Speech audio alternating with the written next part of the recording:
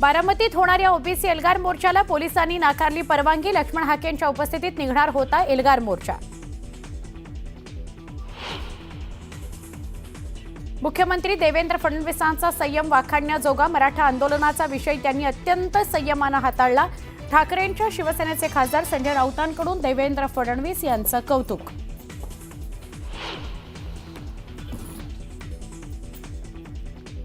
राज उद्धव ठाकरेंच्या घट्ट युतीतून मुंबईवर मराठी माणसाचाच भगवा फडकणार, तर महापौरही मराठीच होईल। पालिका निवडणुकीच्या मुद्द्यावरून शिंदेंसह भाजपला सुनावले खडे बोल।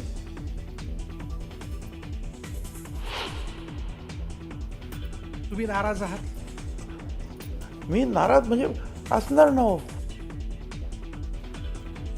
मराठा आरक्षण GR वरून भुजबळ नाराज। मंत्रिमंडळाला विश्वासात न घेता ओबीसी उपसमितीचा निर्णय घेतला गेला। न्यूज 18 लोकमतला दिलेल्या विशेष मुलाखतीत भुजबळांचं वक्तव्य। अजित पवारांची महिला IPS अधिकाऱ्यावर दादागिरी। करमाळ्यातील मुरुम उत्खनन प्रकरणात कारवाई करण्याकरता गेलेली अंजना कृष्णा यांना दादांची तंबी। विरोधकांकडून टीकेची झोड। बारामतीतील पुण्यश्लोक अहिल्यादेवी होळकर शासकीय वैद्यकीय महाविद्यालय संस्थेच्या अध्यक्षपदी आता सुनेत्रा पवार यांची वर्णी। खासदार सुप्रिया सुळेंना अध्यक्षपदावरून हटवलं। कर्जतमधील टाउनशिपच्या जाहिरातीवरून मानवाधिकार आयोगाने घेतलेल्या आक्षेपावर स्थानिकांचा संताप। जाणीवपूर्वक बदनाम केलं जातंय, केला आरोप। उच्च न्यायालयाच्या आदेशानुसार ठाणे महानगरपालिकेची अनधिकृत इमारतीवर कारवाई। ठाण्याच्या लोकमान्य नगरातील अनधिकृत 4 मजली इमारतीवर पालिकेचा हातोडा। आणि देशातल्या पहिल्या टेस्ला कारची डिलिव्हरी। परिवहन मंत्री सरनाईकांनी घेतली कार। बारामतीमध्ये होणाऱ्या ओबीसी एल्गार मोर्चाला पोलिसांनी परवानगी नाकारलेली आहे। ओबीसी नेते लक्ष्मण हाके यांची उपस्थिती होती। आत्ताच काही वेळात ओबीसी मोर्चाला सुरुवात होणार होती, पण बातमी अशी आली आहे की या मोर्चाला परवानगी नाकारलेली आहे। बारामतीत प्रशासकीय भवनावर हा एल्गार मोर्चा धडकणार होता। या मोर्चाला बारामती शहर पोलिसांनी परवानगी नाकारली आहे, तरी मोर्चा काढणारच असं मोर्चेकरी म्हणतात। आमचे प्रतिनिधी जितेंद्र जाधव यांच्याशी बोलूया। जितेंद्र, गेले काही दिवस 2-3 दिवस आपण बघतोय लक्ष्मण हाके थोडेसे आक्रमकच आहेत। आता सुद्धा ओबीसी आंदोलकांनी हीच भूमिका घेतली आहे का की परवानगी जरी नसली तरी आम्ही आंदोलन करणारच? अगदी तसंच आहे। आपण बघितलंय की एकंदरीत ओबीसी समाज असेल, धनगर समाज असेल, हा एकवटलेला आहे आणि त्यांनी आक्रमक अशी भूमिका घेतलेली आहे।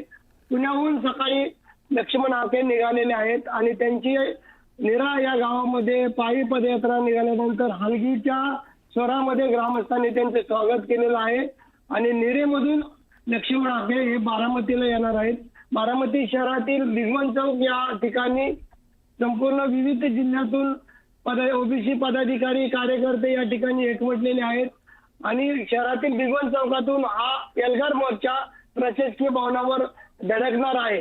कशाही पद्धतीने आम्ही हा मोर्चा काढणारच आणि आमच्या मागण्यावर आम्ही ठाम असल्याचं या कार्यकर्त्यांनी सांगितलेलं आहे। आता लक्ष्मण हाके किती वेळात या ठिकाणी पोहोचतात आणि लक्ष्मण हाके या मोर्चात सहभागी होणार का प्रशासकीय भवनासमोर दाखल होणार, हा खरा प्रश्न आहे। परंतु सकाळी 10:30 वाजल्यापासून या ठिकाणी कार्यकर्ते जमा होऊ लागलेले आहेत, परंतु अद्याप देखील त्यांचा मोर्चा प्रशासकीय भवनाकडे निघालेला नाही। बरोबर। धन्यवाद जितेंद्र माहिती दिल्याबद्दल। ही दृश्य जी आपण बघतो आहोत ती पुरंदर तालुक्यातील नीरा इथली दृश्य आहेत। लक्ष्मण हाकेंचं नीरा इथं जोरदार स्वागत करण्यात आलं, जंगी स्वागत त्यांचं झालेलं आहे आणि हाकेंची नीरा शहरातून हलगीच्या तालावर मिरवणूक सुद्धा काढण्यात आलेली आहे। त्यांना खांद्यावर घेतलं गेलं आणि त्यांची मिरवणूक काढण्यात आली। नीरा आणि परिसरातील लोक सगळे या मिरवणुकीमध्ये सहभागी होणार आहेत असं कळतंय। यानंतर हाके आंदोलनासाठी आंदोलनस्थळी मार्गस्थ झाले।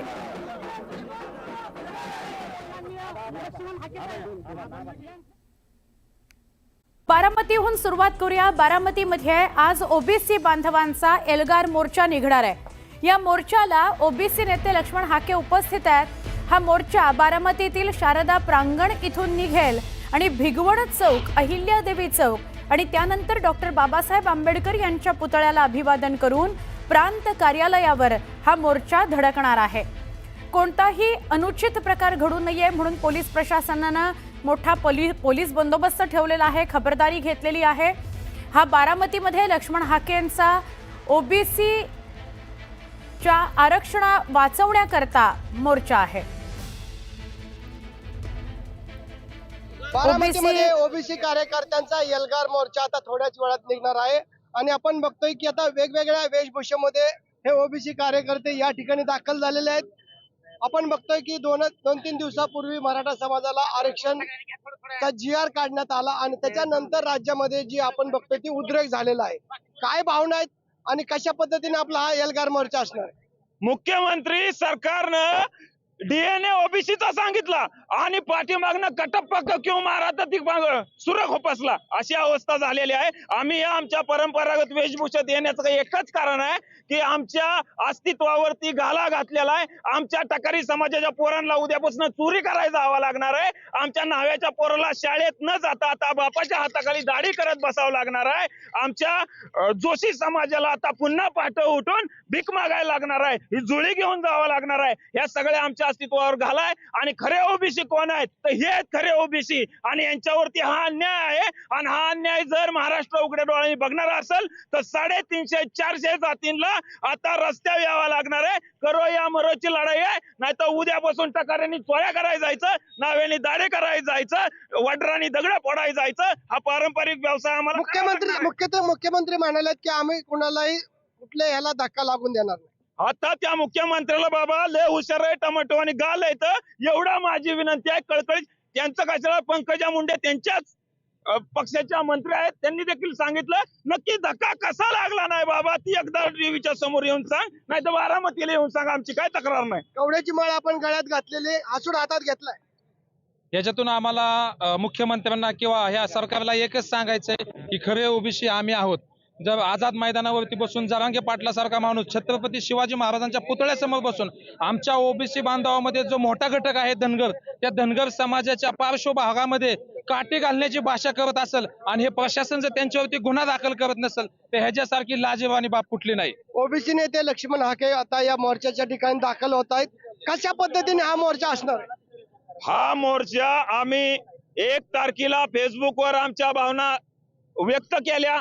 इथल्या प्रशासनानं ते कोण कोण हरामखोर लोक आहेत त्यांच्यावर गुन्हे दाखल करायला पाहिजे होते। 2 तारखेला आम्ही प्रांत साहेबाला रितसर निवेदन दिलं आणि त्या लोकांची नावं, त्यांच्या कमेंट्स, त्यांचे व्हिडिओ दिले आणि गुन्हा दाखल करा म्हणलं। त्यांनी अजिबात हालचाल केली नाही आणि म्हणून तो गुन्हा दाखल करण्यासाठी आज आम्ही इथे एकत्र आलेलो आहोत। इथून मोर्चाने प्रांत कचेरीत जाणार आणि जोपर्यंत गुन्हा दाखल होणार नाही एकही ओबीसी बांधव घरी जाणार नाही। तर अशा पद्धतीने आपण बघतोय की यात ओबीसी कार्यकर्ते आक्रमक झालेले आहेत आणि थोड्याच वेळात हा मोर्चा बारामतीच्या प्रशासकीय भवनावर धडकणार आहे। जितेंद्र जाधव, न्यूज 18 लोकमत, बारामती। तुम्ही नाराज आहात? मी नाराज म्हणजे असणार ना हो। मराठा आरक्षण GR वरून भुजबळ नाराज, मंत्रिमंडळाला विश्वासात न घेता उपसमितीचा निर्णय। न्यूज 18 लोकमतला दिलेल्या विशेष मुलाखतीत भुजबळांचं वक्तव्य।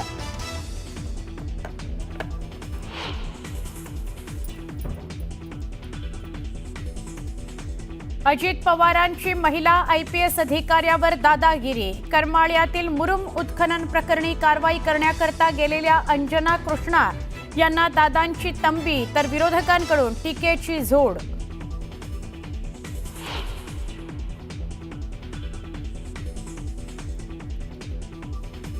ओबीसी आरक्षण वाचवण्याकरता लक्ष्मण हाकेंचा बारामतीत मोर्चा, बारामती शहरातून तहसील कार्यालयापर्यंत मोर्चाचं आयोजन।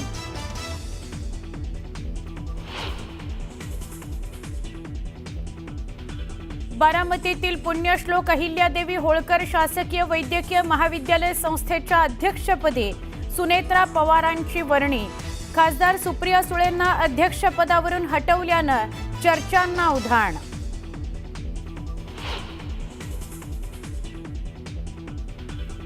उच्च न्यायालयाच्या आदेशानुसार ठाणे महानगरपालिकेची अनधिकृत इमारतीवर कारवाई, ठाण्याच्या लोकमान्य नगरातील अनधिकृत 4 मजली इमारतीवर पालिकेचा हातोडा.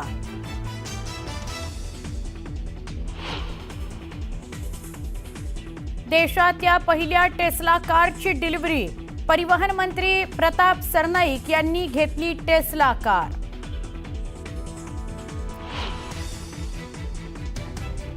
राज्यात 5 सप्टेंबर पर्यंत जोरदार पाऊस बरसणार. उत्तर महाराष्ट्रातील नंदुरबार, धुळे, नाशिकमध्ये पूरस्थितीचा अलर्ट, तर कोकणातही मुसळधार पावसाचा इशारा.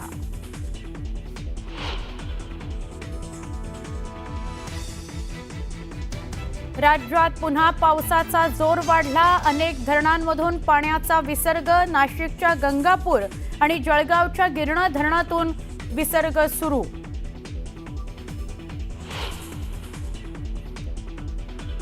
यमुना नदीला आलेल्या पुरामुळे दिल्लीतल्या अनेक सखल भागात साचलं पाणी, तर पंजाबमध्ये आलेल्या महापुरात आतापर्यंत 43 जणांचा मृत्यू. हिमाचलच्या कुलूमध्ये पुन्हा ढगफुटी.